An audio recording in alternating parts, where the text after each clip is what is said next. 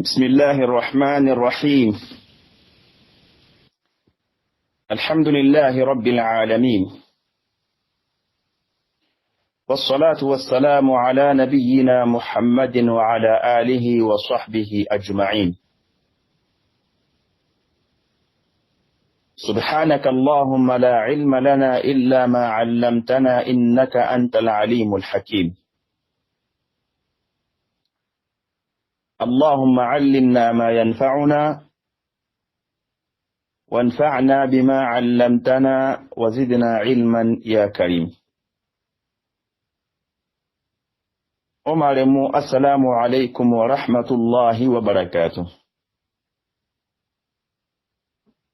O Allah tigana ake Allah do tigane suko manten nan kawa o wanne man do kisi muruna maga ana gaboni o annabi jimmen kamma faare Muhammad adi dun konu adi kapalle mo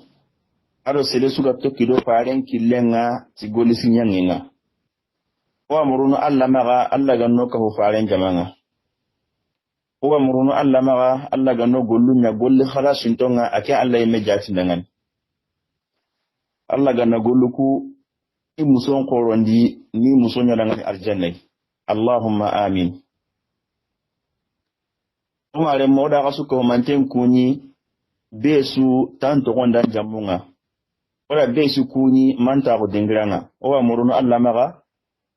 Allah ganna khairinya besu ko manten dangan Allah ganno kisuko susuko manten kisno tanga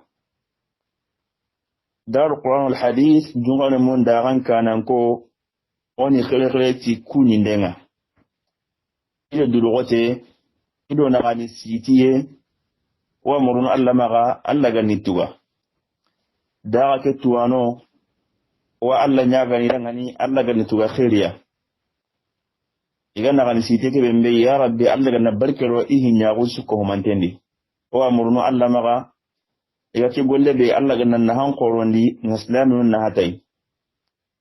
wa dagan duge su ko manten kunyini tringan dano walla nyagana Allah ganna ga tuga khiriya ko min daga sidnga daga ke khibarendi ya rabbi Allah ganna khiriya be su ko manten dangani har sa daga ke Allah ganna wudu kamunga Allah ganna barkandi Allah ganna islamun na hatai Allahumma amin. Omare mu wala men yo masran dingiranga lenkitenen ko take annabi nyaqe ma annabi nyanqaye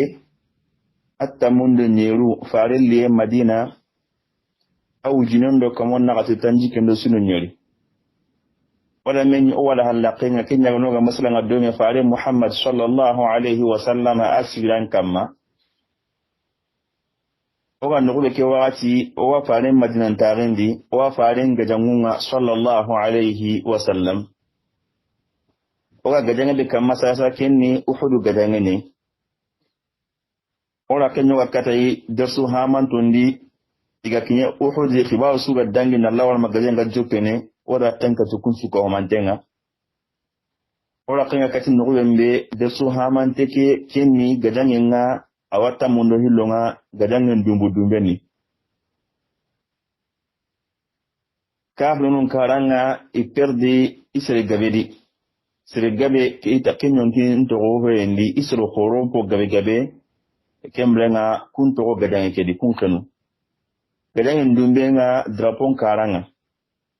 wala penka sikunga nandangi islaminun karanga digin islaminun ati Hamza kallenga Allah gandunya baka Hamza maga nura kahu arjanna kenu gondi wala penka tu Hamza karama wembe na ken pisan timmanten koni dasu hamanteke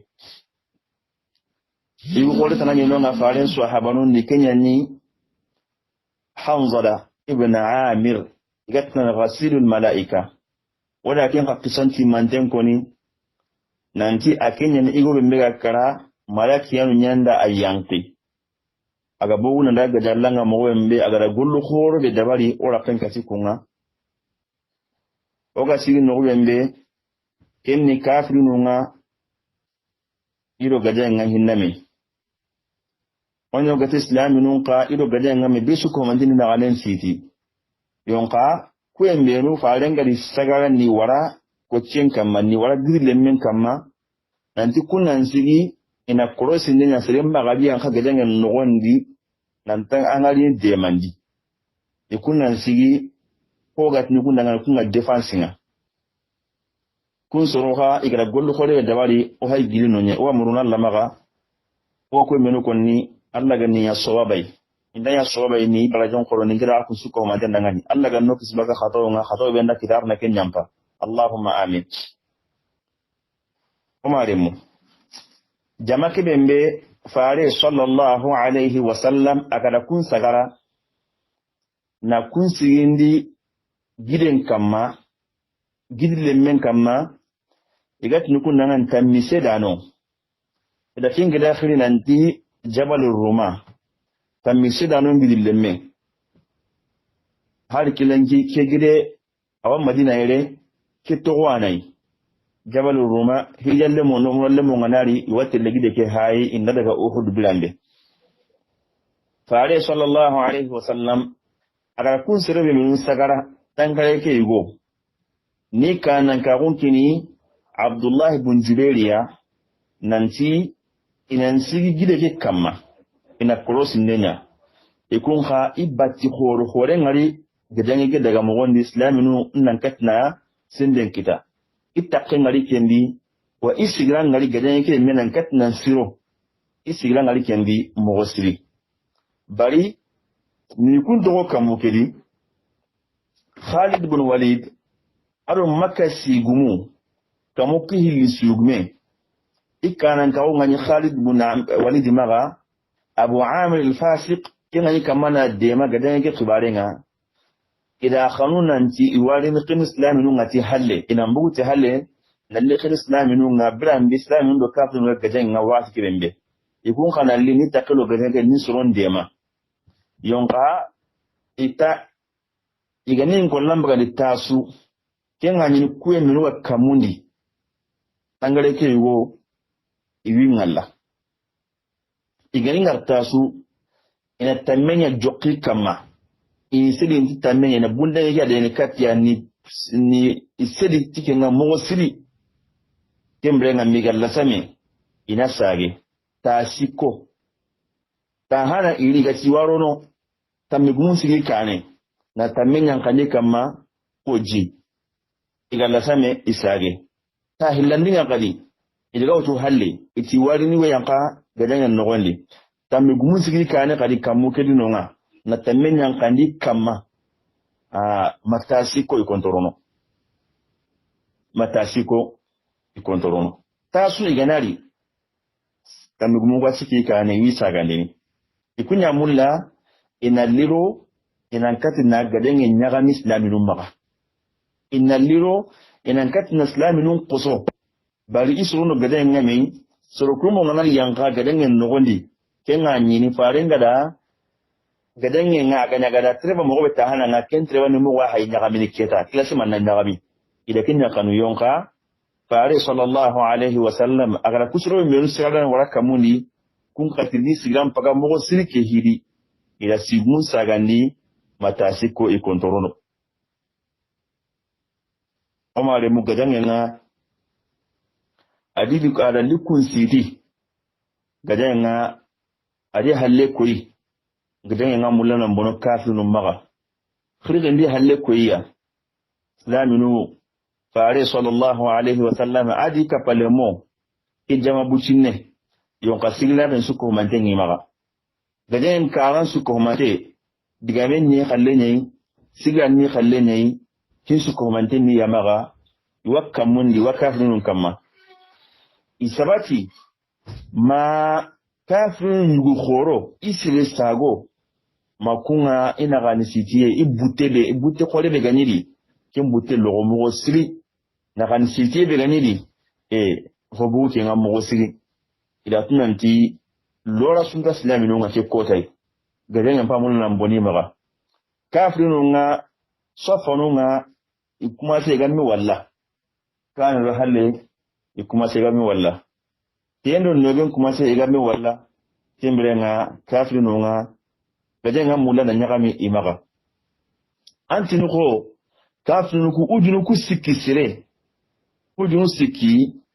kafiri makanko antinu ko ido tanjiki ujine islamiya hay gadangenga ikondo ya rasu kitahinonga antinu ko ujun sikiro kamanjatu silenta gadanga ido tanjiki ujine hay kamana gadangen dabari islaminu ngake kotai ibange kuren kamati sagwenga ibange kuren kama ke kotai tiddan kana ko na gadangen Allah dangani nagani hisiti yang kempe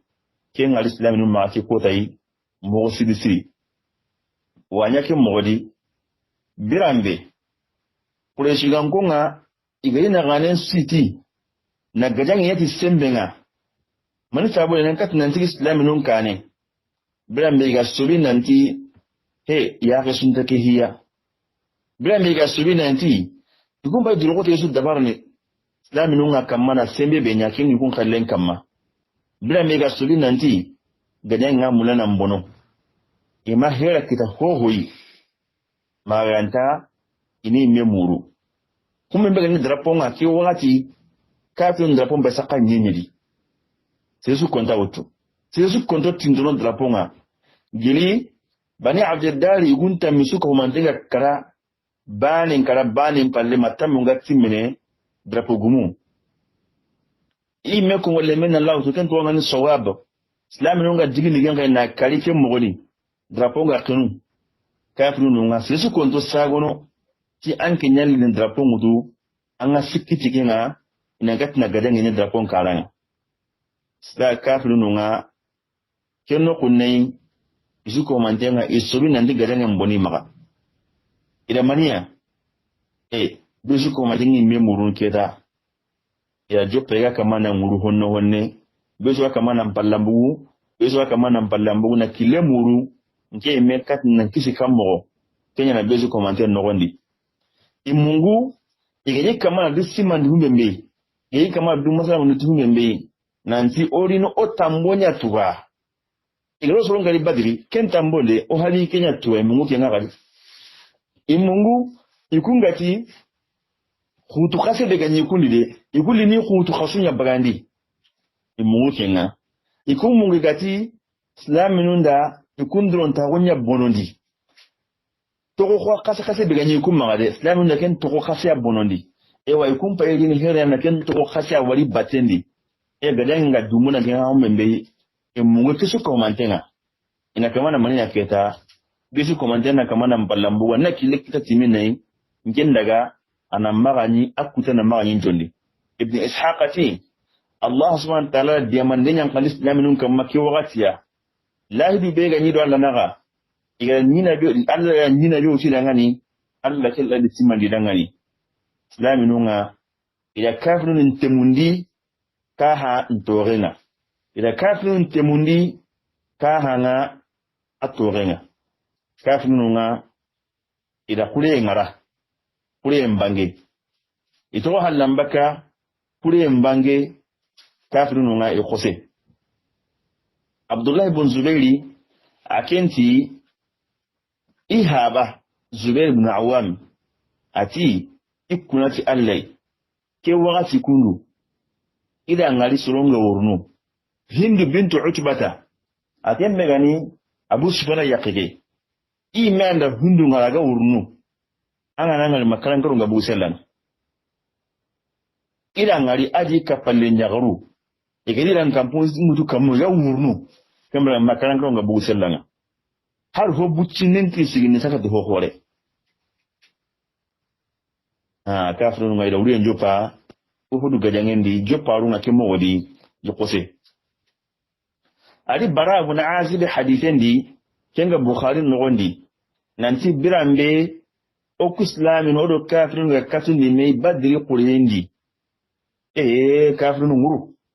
gajanga jope nogo mbetani kafirun nga iguru ati miga yagarun Allah iga wurnu yagarun ni ina anen siti ga wurnu kembrenga makaran kalo ga buguselanga yagarun wurna ma itan kanyunga bakaselanga iga kanyu ku emeruno tanunga makunga bakaselanga islamin tekelo kafirun batenga iga kama na ka hanya ni sampa iga kama ni harakati dukane iga kama na lagal na bulenga na ito wala la na bulen kapame kafirun nga illa same idi memuru illa same idi memuru omar muke wakati kundu birambe islamin nga kafirun kamma ki wakati kundu birambe islamin nga honne an togotani ina wale musu honne an togotani badri gara wale bembe utu badri ngelle kemme tana utu yele ina hotu hunne mbega mpungu ken kayime honneta ini wale utu aharam paroye ajimuye asiroye amani yankana badri kalle ngure hoti hoy honne iha yake wakati be kundu ini ha ya gani ganye be amani logono badri kalle ngati hoy donc ke wakati kundu bilan islam nunga fare sallallahu alaihi wasallam alu sahabarun kutunga gadangen naganendi yaka mana kafirun nga ni harakatu ni sampa yaka mani harakati kane ya harunga wurnu besu ko mandengi me murunu tan misera no bembe kamundi ikunga khata yugo de kunkita khata umbiliti minai khata yugo da misera no kita kamundi anya khata ubure khata udi kita kamuke nonga khata ubure khata ube ala gadengen suka manten sun nyagami islami no maga khata udi kita kamundi khata ube ada bonen kinya islami no ngabone bembe igwa de mabe ngalla fo tamisada nonga I khata u sire ko ki khata u ikun no gondi suti sire wonu sire no gono khata u no gondi ken khata u da bonen sara islami no dangani ikun la gen khata nya sabu farin yimme yonki to ko hidere no gondi sallallahu alaihi wasallam alla de mande ngam baganta hiti islami no nga kumi no ngi tammen sidin kamuli I khata u ikun la gen khata u da to bure sari dangani to bure bembe kinga da hobugu ito lu yemi la konni ida khataw nya khataw be gidi daga islami nun kamma don tawo daga islami nun kamma gidi badri gidangen na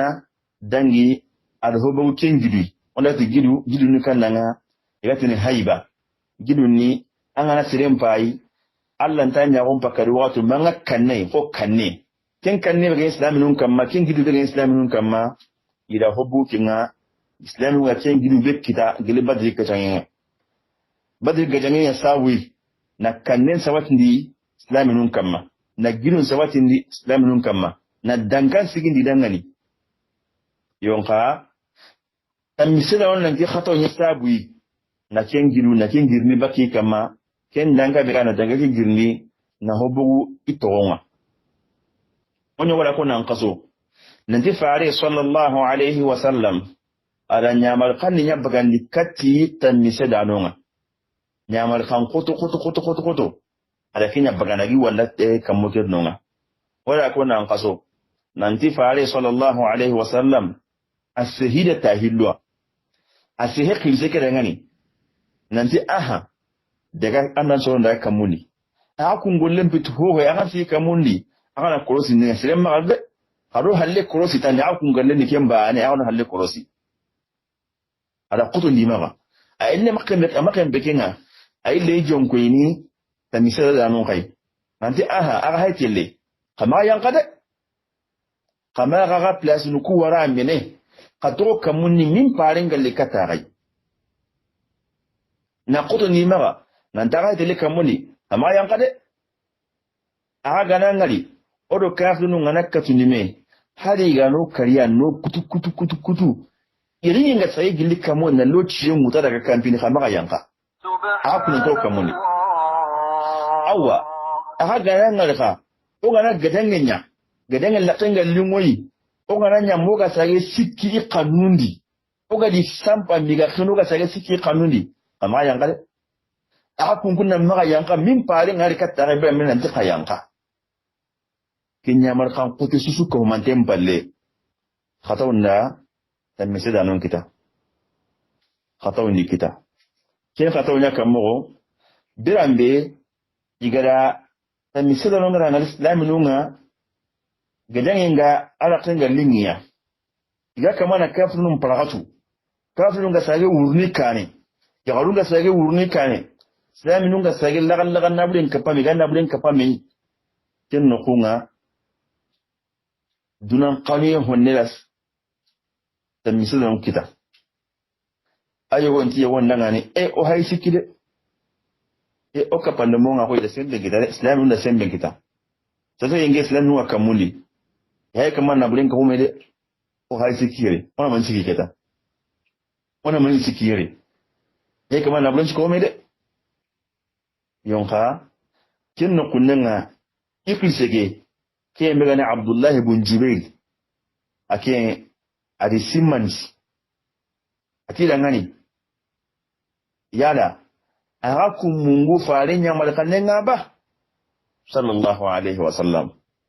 yala arakum mungu farin digan kanuku ya ba ndi farin to kulli sigi romma yanka mi harin anariya ndi farin to kun tore ma i harin ngani kapto yo ma yanka ya da ga mungu farin ya malaka ne ke ba kunna hogga be ni jama kedi ima dunye fulsike digan kallenga iti farin ga tiwo kun to gore aure na nanti on to gore magadan ngana nyono blambi ma igan sen mi gida gidan nyeme ke dawo enti gidan aya renta surunga urun teliya gidan nyeme fulsike ranke simman dinde ikonta famu no few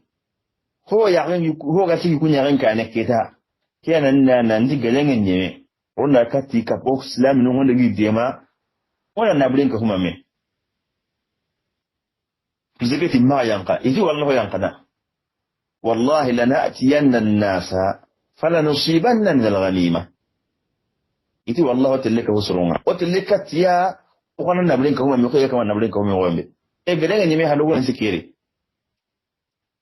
o maremu krisenga akontia tan karage nyuo tan naga tenga kunda kilemu su kunyan ka baka gidin kama tan naga tenga idi place nu ngara idi silare ngara iyan ka baka gidin kama ki watele ka islami nu nga gidan yake nogondi iyan ka idaga tiyatele ka islami nu nga na lagan na bure nga ndakin ka kuma me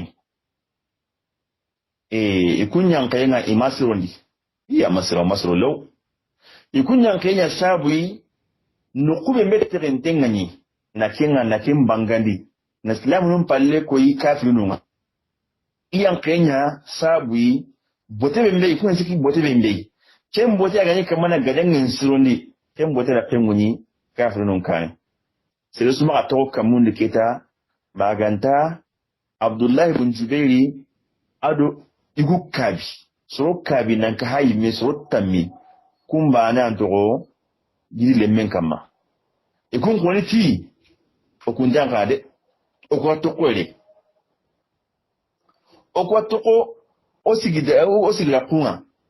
ma fare sallallahu alaihi wasallam ay megana haren to ikatoi nan to nyanka okwato kwele harano yugunya ga tokadi okunja ngada ga batina tanda ate ni gonyanka nasoro gutta mitoro Abdullah ibn Jubairi ado soro kabi nan kai mi soro gutta awale mo kenno kunai tamisida no nga ikhato nga ahali bangi janka ikunna nyankatani ikunga kama na Khalid ibn Walid sagandi yai kama na Khalid ibn Walid sagandi tamru ku mari me suko humante Khalid ibn Walid amaya gadagade ani hinna kilimurinya ani muku gide kya halle ko akenya ga kontrol tanu ku mari me sui ku ganonga Khalid ibn Walid to ko sindini ala giden kama ha sai da giden kama ado kamon pilisi gume da crossing nya ta migumunga sai sun da wannan magana su rubucin kuma na to kamondi kenno kunnen ga Khalid ibn Walid ala isin turnandi ti joye bembe anti yare miretinyen anangoro nambo gidem palle na leke gidi lemmenga agane ke gidi lemmenga wati de kennani islaminun kun chulantenga ti kafirununga islaminun chulantenga ti yakamana kafirun paragatu kane wakana na nabure nkakumame akinga din wati ga ke gidi lemmenga kinin fireta anta kanunga ganta Abdullah ibn Jubairi adi kapalle mukusuro kabi lenta asiki kamon pili sigumen kana timogo sui tankare nyugonya na nyisagani yoka sota mike kila nda kamo hili sigumen sagani ni timogo sui kenganya Khalid ibn Walid ali sintorongandi kuyo menu agide kamale ajito isin torongandi kunsuro tamya hanana nankinu kun hanana na kunsu ko manten kari battendi kempalle adi sinyankandi gadangen naganendi adi sinyankandi birandi kaman bilisu ngara abatenga gilaken sinankinye kuren kama sike ga gibe awonte gadangen ki birandi singa gidibe no bembe singa menuga halle gidibe da halle ida mejabi kafinu nga wurnu ida tunanti Khalid ya ala killen kita ida tunanti Khalid bin Walid ala killen kita isigi idi halle hay iya ganya Khalid tumun yande Khalid killen kita ayanka asin pai gidibe ne sinu kama na jabi halle rini Omar mugadange nga adaga monyille Omar mugadange nga anya gadan kurumba yake no kunne kundu islami nga halaqir no wati be kenna ne jama kurumba bai hallirini kamo lisigume Khalid bin Walid wi kanerini ku menu igani wurnu ku menu kane kun khasigi Omar mudrapo ni saka nyenyeli ya garinya mulkati kabun draponga كيف متونا عمرة بنت علقمة الحارثية عمرة بنت علقمة الحارثية كي يغري أو ربط لي من رات كافر نكو درapونكو كمونا أكنا درapونكو كمونا خالد بن وليد دي سيغمونا دي كربالنا كوي منو غني ورو اسلام نون كاني كون خاسيغي يري جونكو يمي اسلام نون نغانندي lengi khalle nyemere alla ga duwete khumalona ngari gadange linya kammo alla ga duwete ona giire khumane kembe ke hanyana gadan kuru bane kita islaminuna naganendi faare sallallahu alaihi wasallam ay mi qawan naganendi arna khumana gallen ko yoy wa muruna Allah maga Allah ga nugum di sawabai wa muruna Allah maga atimi Allah ga nanondo dangani wa muruna Allah mo ko menu ko Allah ga ninya sawabai ni brajon ko ni gida ku su ko man tanangan khato be nakira no Allah ga nakenya bangi da ku su ko man tanangan wa muruna Allah maga hammi ga selo su Allah ga nan pa menun jara wa muruna Allah maga wasun ton daga nan sa hasri nyangi dangani wa muruna Allah maga tambin ton daga nan no nyangi dangani Allah ga na no nyo su ko man tanangani Allah ga na khairu nun jidi Allah ga na khairu jidi amur Allah maga Allah ga nusuturi ke no wonde nusuturu kallen ngatinga nusuturu kallen palle wa mun Allah maga Allah ga nuku maga nuku arjanna nokis no tanga maga nokis baka jahannama imbenga wa mun Allah maga Allah ga nakhil nyango dangan la ga nyango dangan mata ga dangan assalamu alaikum wa rahmatullahi wa barakatuh hada ga akhiyan do mezidi tule